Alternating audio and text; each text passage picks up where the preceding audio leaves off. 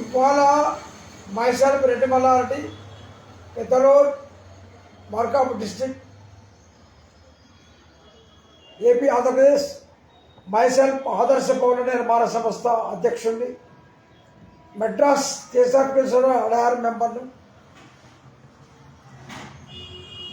Spiritual personality development పైన మరి అనేక మందికి పర్సనాలిటీ డెవలప్మెంట్ గురించి, మానవతా విలువల గురించి, నైతిక విలువల గురించి, ప్రజాస్వామ్య విలువల గురించి అనేక రంగాలలో నేను సేవ చేస్తున్నాను కొన్ని ఏళ్ళ నుంచి. టుడే ది టాపిక్ మనది our Bharat, our India beloved. భారతదేశంలో ప్రధానంగా ఇవాళ అగ్రికల్చర్ పైన నేను మాట్లాడదలుచుకున్నాను. కేవలము ఇవాళ దేశం 150 కోట్ల జనాభాలో 75% జనాభా అంటే 100 కోట్ల మంది కేవలము వ్యవసాయం పైనే జీవిస్తున్నారు. ఇది సత్యం. వ్యవసాయం పైన అనుబంధ పరిశ్రమలు, వ్యవసాయానికి సంబంధించిన కార్మికులు, ఇది ఇవాళ భారతదేశం యొక్క పరిస్థితి. అయితే 100% ఉన్నటువంటి వ్యవసాయము, రైతులు ఆర్థికంగా డెవలప్మెంట్ అయినప్పుడు మాత్రమే దేశం అభివృద్ధి అనేది నా భావన. అయితే ఇవాళ అనేక కారణాలు రైతులు ఆర్థికంగా ఎందుకు స్వయం సమృద్ధి కాలేదు అంటే, నేను అనేక మంది రైతులతో మాట్లాడుతున్నాను. దాదాపు 50% అప్పులలో ఉన్నారు గత 20-30 ఏళ్ళ నుంచి కూడా. దానికోసమై నాకు కలిగినటువంటి ఈ దేశానికి, ఈ సమాజానికి రైతులకు సేవ చేయాలి అనేటువంటి ఉద్దేశంతో రైతు కార్మిక ఆర్థిక స్వయం సమృద్ధి సలహా సేవా కేంద్రం ఏర్పాటు చేస్తున్నాం. కిందలో రైతులు ఆర్థికంగా స్వయం సమృద్ధి అయ్యేదానికి ఒక సంఘాన్ని ఏర్పాటు చేసి అన్ని గ్రామాలలో తిరిగి ఇది చేయాలనుకుంటా. ఈ చేసేటువంటి సబ్జెక్టు ప్రధానంగా రైతులలో latest modern scientific agriculture knowledge లేదు. ఓన్లీ కెమికల్ ఫార్మింగ్ చేస్తున్నారు, ఆర్గానిక్ ఫార్మింగ్ లేదు. అయితే కెమికల్ ఫార్మింగ్ కావచ్చు, ఆర్గానిక్ ఫార్మింగ్ కావచ్చు, ఏది అయినప్పటికీ కూడా రైతు ఆర్థికంగా డెవలప్మెంట్ అయినప్పుడు మాత్రమే దేశం అభివృద్ధి అనేది నా భావన. మరి రైతులు ఇవాళ హ్యాపీగా లేరు, పండించే మార్కెట్ లేదు, మరి తెగుళ్ళు ఎక్కువైనాయి, ఎన్ని రసాయనిక మందులు కనుక్కున్నా కొత్త తెగుళ్ళు వస్తున్నాయి. దీనికి కారణం ఏమిటది నేను రీసెర్చ్ చేశాను. ఒక విధంగా చెప్పాలంటే రైతులు ఆర్థికంగా ఉండే బాధలు కూడా రీసెర్చ్ చేయలేదు. అంటే కేవలము మనం ప్రభుత్వాన్ని నిందిస్తున్నాం, దట్ ఈస్ నాట్ కరెక్ట్. మనకు అగ్రికల్చర్లో ఏమాత్రము మోడర్న్ టెక్నికల్ నాలెడ్జ్ ఉంది అని నేను ప్రశ్న వేస్తున్నాను. దీనికి అనేక కారణాలు ఉన్నాయి. పూర్వం 50 ఏళ్ళ క్రితం మన వ్యవసాయం కేవలము ప్రకృతి విధానంలోనే వ్యవసాయం చేసేవాళ్ళు.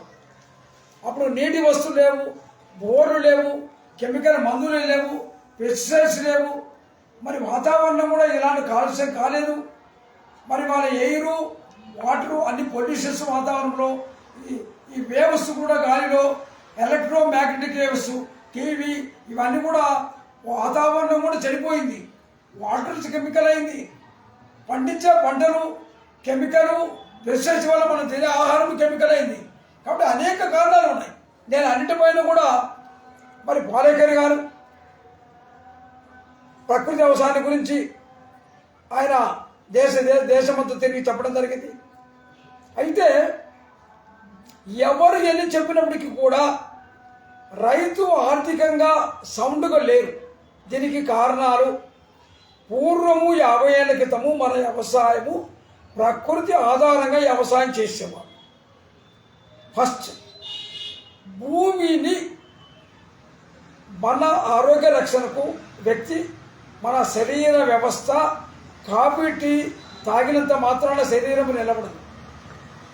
ఆరోగ్యం ఒకరోజు ఉండగలం, రెండో రోజు మనం ఆహారం తీసుకోవాలి. భూమికి కూడా ఇవాళ 50 ఏళ్ళ నుంచి కూడా పెస్టిసైడ్స్, కెమికల్ మందుల వల్ల భూమిలో మంచి బాక్టీరియా లేదు. పోతే కర్బనం శాతము మినిమం 2-3 ఉండాల్సింది 0.5 మాత్రం ఉంది. ఒకటి, మన ఎర్రలు లేవు, భూమి కంప్లీట్ చెడిపోయింది. కాబట్టి ఏ విధంగా పంట వస్తుంది? మనం ఒక ఇల్లు కట్టాలంటే ఫౌండేషన్ తీసినా కట్టాలి. ఫౌండేషన్ లేనటువంటి వ్యవసాయం ఇవాళ మాట్లాడుతున్నాం. భూమికి ఎరువు ఏ రైతు 90% తోడడం లేదు. ఇది ఒక కారణము. భూమి కెమికలైజ్ అయింది ఒక కారణం. నెక్స్ట్, భూమిలో నీటిని భూసారాన్ని పరీక్ష చేసి ఈ భూమికి ఈ నీరు సరిపోతుందా లేదా పరీక్ష చేసే పడాలి. అది చేయటం లేదు. నెక్స్ట్, మనకు ఇండియాలో యావరేజ్ 2 ఎకరాలు 3 ఎకరాలు 4 ఎకరాల కంటే ఒక ఫ్యామిలీకి లేవు. పూర్వం 30 ఎకరాలు ఉన్నప్పటికీ ఇవాళ మరి డివిజన్స్ వల్ల 50 ఏళ్లలో జనాభా 33 కోట్లు ఉన్న జనాలు 150 కోట్లు ఉన్నప్పటికీ మనకు ఆ రోజు 30 ఎకరాలు ఉన్న ఫ్యామిలీకి ఇలా 3 ఎకరాలు వచ్చింది. కాబట్టి నా యొక్క ఫార్ములా తక్కువ భూమిలో తక్కువ పెట్టుబడితో ఎక్కువ ఆదాయం రావాలని నా యొక్క లక్ష్యం. 2 ఎకరాలలో ఎకరాలు కూడా సంవత్సరానికి 2 లక్షల పంట రావాలంటే ఒక ఫ్యామిలీ జీవించాలంటే హెల్త్, ఆహారము, మందుల ఖర్చులు, పిల్లల ఎడ్యుకేషను, ఆరోగ్యంగా జీవించేదానికి 2 లక్షలు ఖర్చు అవుతాం మొత్తం. ఒక పిల్లవాడు చదివించాలంటే గుంటూరు విజయవాడ 1 లక్ష, ఫ్యామిలీ ఖర్చు 1 లక్ష, ఆరోగ్యం కోసం 20,000. కాబట్టి ఎకరా 2 ఎకరాల్లో 2 లక్షల ఆదాయం వస్తేనే మన ఆరోగ్యంగా జీవించగలం. కాబట్టి కేవలం 50,000 పంట రావడం లేదు. కానీ సంవత్సరానికి ఒక రైతు 1 లక్ష రూపాయలు అప్పు పడుతుంది. ఖర్చులు పెరిగినాయి, ఆదాయం లేదు. కాబట్టి నా యొక్క సైంటిఫిక్ ఫార్ములా ప్రకారము ఒక 2 ఎకరాలలో చుట్టూ ఫెన్సింగ్ వేయాలి. అది జాలరీ కావచ్చు, ఏదైనా కావచ్చు, సోలార్ పెట్టాలి. ఏ జంతువు కూడా ఒక్కటి కూడా లోపలికి పెట్టరు కాబట్టి. నెక్స్ట్, భూమిలో ఎరువు ఎకరాకి 20 మళ్ళీ ఎరువు తోలాలి. ఆ ఎరువు లేదు అంటున్నాం, పశుగణ వృత్తి లేదు కాబట్టి. అది ఒక 4 సెంటర్లో పిట్టు తీసి ఒక మన కొండకు పోయి వ్యాపకాన్ని ఇలాంటిది ఒక ట్రాక్టర్ ఆగుదోళము, ట్రాక్టర్ మన్నేయటం, ఈ విధంగా ఒక 5-6 లేయర్లు లేసి ఒక 20 మంది తయారై. ఇదొక మెథడ్. రెండో మెథడ్, జూన్లో పిల్లబెసల, నవధాన్యాలు ఇవి వేసి ఒక అడుగున్నర పెంచి జూలైలో దాని పిల్లలు కొట్టి 1 నెల మగ్గిన తర్వాత ఆగస్టులో చేసుకునేది భూమి సారం పెంచేటువంటిది 2వ పాయింట్. 3వ పాయింట్, నీవు ఇవాళ ఎకరాకు 2 లక్షలు 3 లక్షలు 5 లక్షలు పెరిగిన కమర్షియల్ క్రాప్స్ చాలామందికి తెలియదు. మిర్చి, పసుపు, అరటి, బొప్పాయి ఇవి మాత్రమే ఎకరాకు 3 లక్షలు 4 లక్షలు 5 లక్షలు ఇచ్చేటువంటి పంట వచ్చేటువంటిది. Next, first quality commercial crops. రెండవ కమర్షియల్ క్రాప్ మొక్కజొన్న 80,000 వస్తే 30,000 అవుతుంది, 40,000 50,000 అవుతుంది. థర్డ్, మిల్లెట్స్, జొన్నలు, రాగులు, కొర్రలు, వారికలలో కేవలం 20,000 25,000 కంటే ఎక్కువ కాదు. కాబట్టి ఇవాళ మనము కేవలం మిల్లెట్స్ మీద ఆధారపడితే రైతు ఇబ్బంది పడదు. ముందు ప్రతి రైతు 2 ఎకరాలలో ఆర్థిక స్వావలంబన రావాలంటే 2 ఎకరాలలో నేను ఒక్కొక్క పాయింట్ గురించి చెప్తాను. మిర్చి 2 ఎకరాలు వేయండి, నారు పోసుకోండి. నారు ఖర్చు లేకుండా మీరు ఆ విత్తనాల ఖరీదు కూడా మీరు నారు పోసిన నారులో సగం అమ్మితే ఆ విత్తనాల ఖరీదు వస్తుంది, నారు ఫ్రీ రావాలి. నెక్స్ట్, ప్రతిభ బయటకు కానీ కోరమండల వాళ్ళు కానీ మనం ఏ విధంగా పైరుకు పెంచాలి అంటే పైరుకు ఏ విధంగా మనము పెంచేటువంటి విధానంలో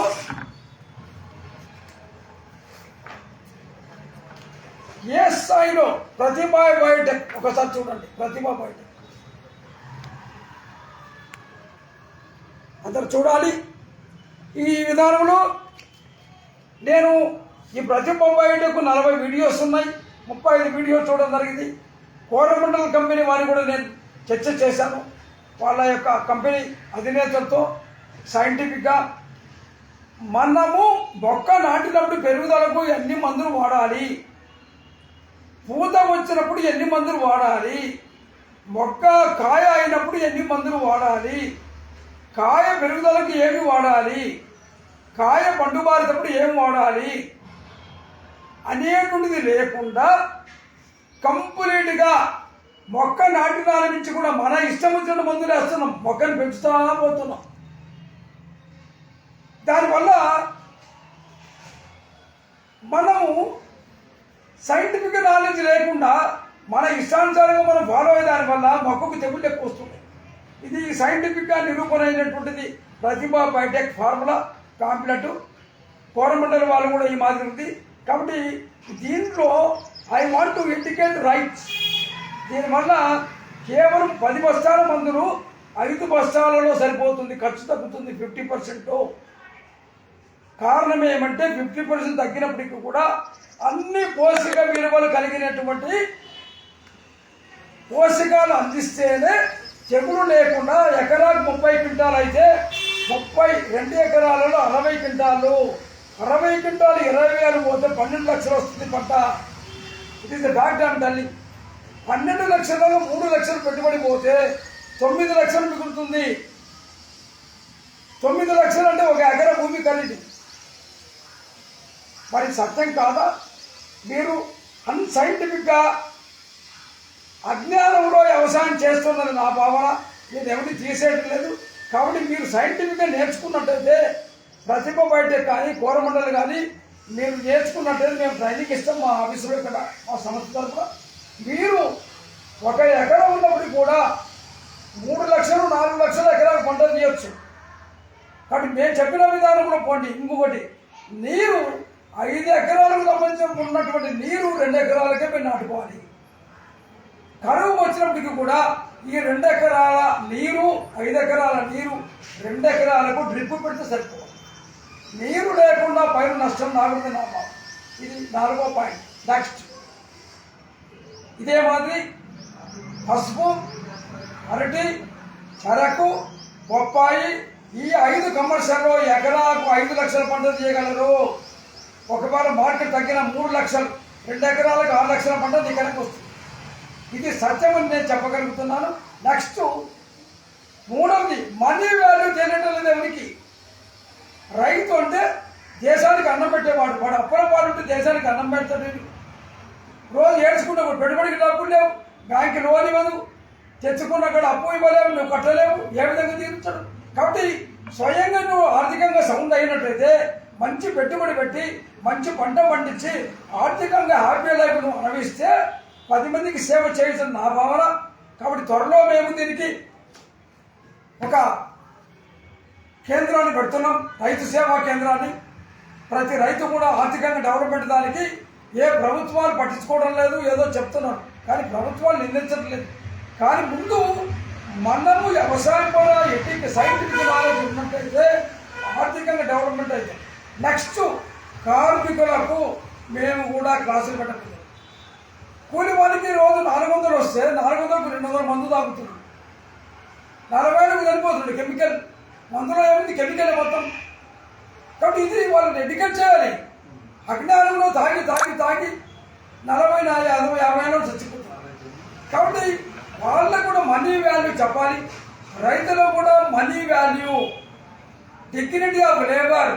కష్టపడి మనం ఆర్థికంగా డెవలప్ అయ్యి ఈ దేశానికి మనం ఆర్థికంగా మన కుటుంబం డెవలప్ అయితే దేశానికి అభివృద్ధి అయినట్టు. కాబట్టి ఇది నా ఫస్ట్ వీడియో. త్వరలో మేము కమిటీ ఏర్పాటు చేసి అన్ని గ్రామాలకు ఫస్ట్ మన ఇద్దరు మండలం అయిన తర్వాత నెక్స్ట్ మండలాలకు వెళ్తాం.